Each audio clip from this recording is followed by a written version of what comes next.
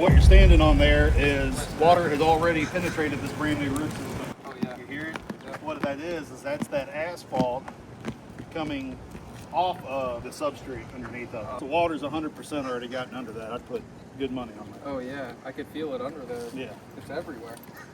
So hey guys, my name is Tyler Marks. I'm with Shamrock Roofing. We're over here in Weston, Florida today, taking a look at a customer's multifamily condominium complex.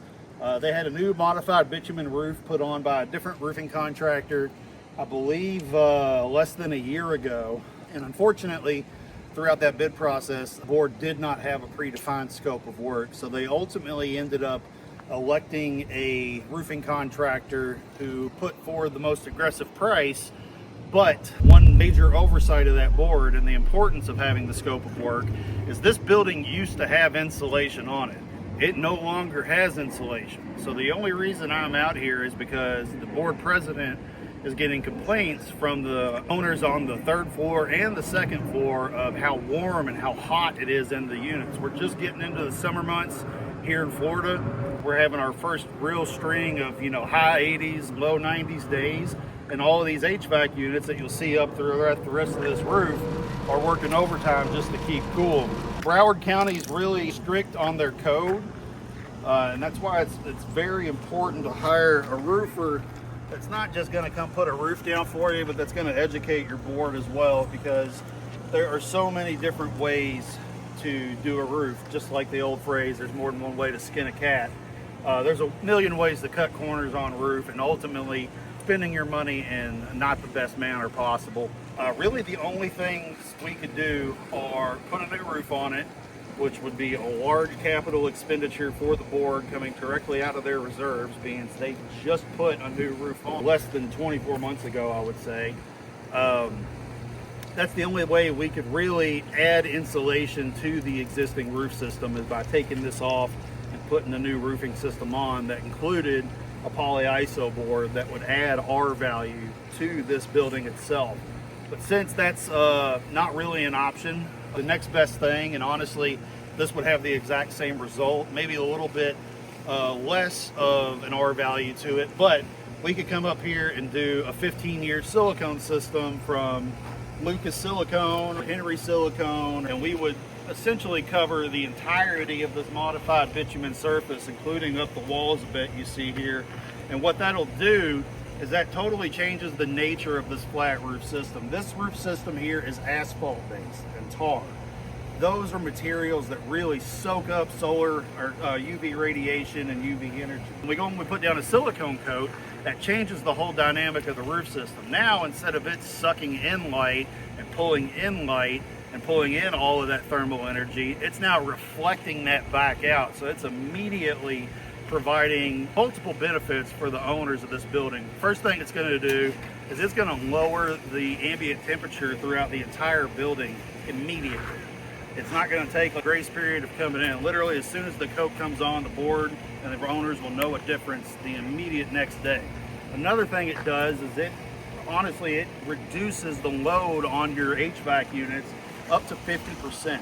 So that amount of reflectivity that you're putting out and the energy savings you're getting from you not consuming as much energy from your HVAC units, the silicone system actually pays for itself well before that 15-year term's up. This is a hot mop roof. So this roof, even though it's only a few years old, it's already got blisters in it throughout the field, which is a sign of water intrusion. So right here, for example, you can see where the cap sheet is coming up, and it's actually delaminated from the underlayment, which is probably a self-adhered base sheet or a peel and stick base sheet. So unfortunately, like this roofing system here, in my opinion, the quality could be better on the workmanship. I see a lot of seams open, and those are evident by the blisters we're just seeing in this immediate area. What that silicone is also going to do is it's going to cover up and remedy all the poor workmanship issues that are currently present on this roof, causing water intrusion to blisters in this perimeter already. So not only is it going to fix their problem, it's going to fix problems for them 10 years down the road that they're going to have as this thing continues to age and fail as it gets older and older and older.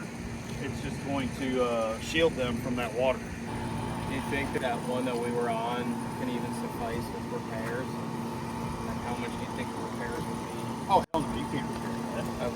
he asking for repairs? Well, he just wants to hear quotes for repairs versus replacement and your recommendation.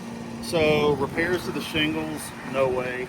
Okay. They're just too old. And to the flat roof, we could put another silicone system on it, but honestly, he's burning money.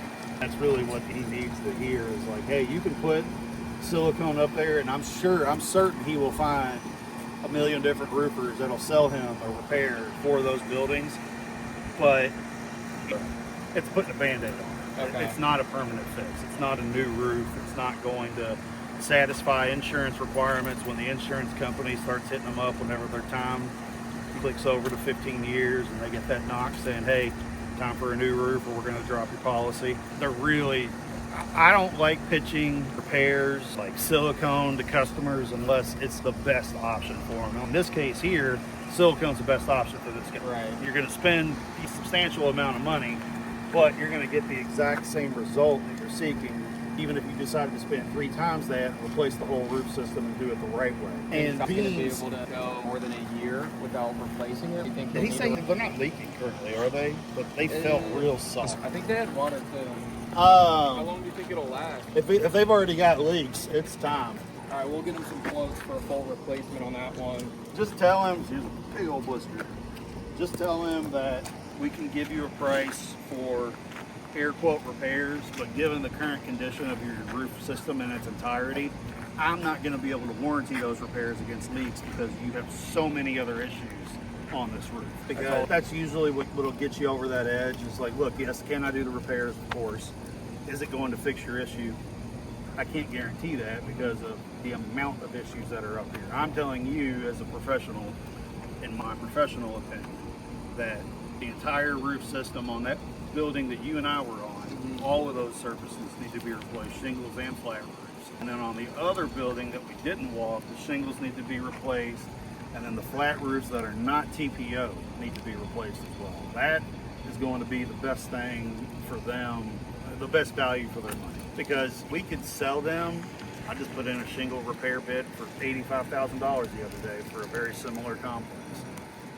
Well, they could spend that kind of money, but that's not going to stop the insurance company from the next year saying, hey, your 15's up, now it's time for a new roof. Now, you've done spent buildings that size, say $40,000 in different types of repairs, just to turn around and rip it all off the next year because the insurance company says, hey, it's 15 years, it's time. And that guy already said his roofs were on that 13, 14 year mark, right? Yeah. Didn't he say 2007 when they went up? So they're already past for shingles. And you could tell those shingles were super brittle. Yeah, they were. I mean, you pull up, they fucking break. There weren't many granules on them at all. So that tells me they ain't got no money. So that's one you want to give them the information, say this is our approach of how we would do it. And then when they ultimately end up choosing the guy that's cheaper, at least you didn't spend that much time. Because if they're asking those kinds of questions, they're probably going to go the cheaper. Okay. Just because that's just how it is. Now, we take that into consideration of what we're standing on now. Totally different structure, totally different development. Obviously, the cost of ownership here is significantly higher than that property that you and I were just discussing. So these ones are going to be more pliable to higher dollar solutions, even though solutions are only higher dollar because it's a larger surface area we're working with. You know, we're still charging roughly the same amount. Right. Nah, we try to keep a super fair margin. I bet you they did this roof for, I bet you they did it for under $200,000, and they did an awful. This is awful. I paid 200 grand for this. I would be livid because that's just 4 workers. Tables, they have rain all over the place here. These are all areas where water's going to get in. Stucco, and this material here is not bulletproof. It's going to freaking degrade with the sun. It's going to get holes in it. It's going to take in water. Yeah. And then at that point, it doesn't matter whether if you have the highest quality roofing system that's ever been put down known to man, water's going to find the weak point, get in, and make everything else go to hell in a handbasket. Exactly like this.